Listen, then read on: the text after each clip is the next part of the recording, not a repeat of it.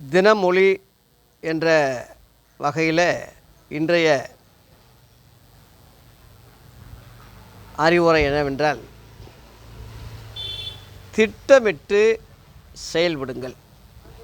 தமிழக மக்களே, எந்த ஒரு காரியத்தையும் பிளான் போட்டு திட்டம் போட்டு செயல்படுங்க.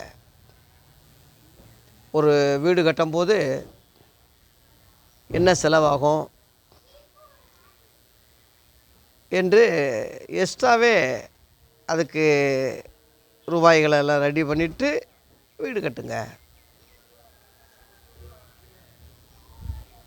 அல்லது ஒரு வண்டி வாங்குறீங்க, ஒரு கார் வாங்குறீங்கன்னா திட்டமிட்டு அது கட்ட முடியுமா? ஒரு வழியை நினச்சிருப்பீங்க, அந்த வழி ஒரு வேளை ஃபெயிலர் ஆனால் கட்ட முடியாவிட்டால் மாற்று வழி என்ன? இந்த மாதிரி பல திட்டங்கள் போட்டு அதில் 2-3 பாதுகாப்புக்குரிய 2-3 காரியங்கள் உங்களுக்கு இருந்தாலொழிய ஒரு விஷயத்தில் நீங்கள் இறங்கக்கூடாது. ஒன்றையே நம்பக்கூடாது. எப்படி இந்த முடிச்சிடலாம், செஞ்சிடலாம் அப்படின்னு நினைக்கக்கூடாது. செய்யாட்டினா, முடியாட்டினா அந்த கேள்விக்கு பதிலை தேடுங்க.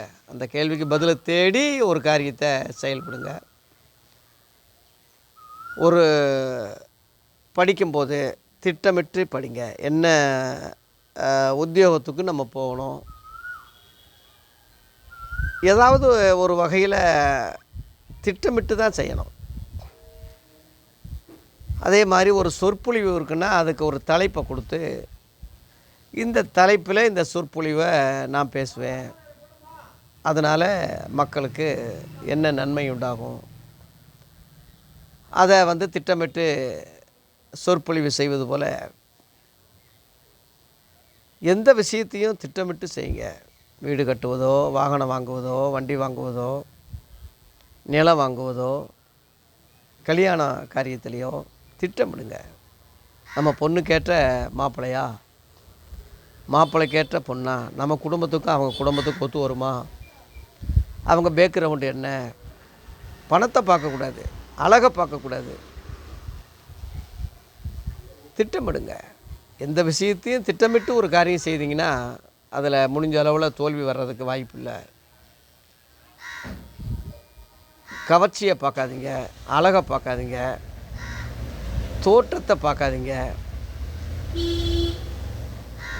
பேக்ரவுண்டை பாருங்கள், நீதி நேர்மையை பாருங்கள், ஒழுக்கமானவனா நல்லவனான்னு பாருங்கள். எந்த விஷயத்துலையும் திட்டமிட்டு செய்யுங்க. திட்டமிடுதல் பல காரியங்களை சால்வ் ஆகும். திட்டமிடுதல் பல காரியங்களுக்கு உதவியாக இருக்கும். திட்டமிடுதல் உங்களுக்கு நல்லது. அதனால் எந்த விஷயத்துலையும் பதறாமல், அவசரப்படாமல், ஒருத்தன் சொன்ன உடனே அப்படியே கேட்டு கையெழுத்து போடாமல் ஒரு தடவைக்கு 10 தடவை யோசிங்க. யோசித்து அறிஞ்சிருந்தாலும் 4 பேர்கிட்ட கேளுங்க. கேட்டு செயல்படுங்க. திட்டமிட்டு செய்கிற காரியம் தோல்வியே வர்றதுக்கு வாய்ப்பு இல்லை. மக்களே, நல்லா இருங்க. தமிழக மக்களே, திட்டமிட்டு செயல்படுங்க. நன்றி, வணக்கம்.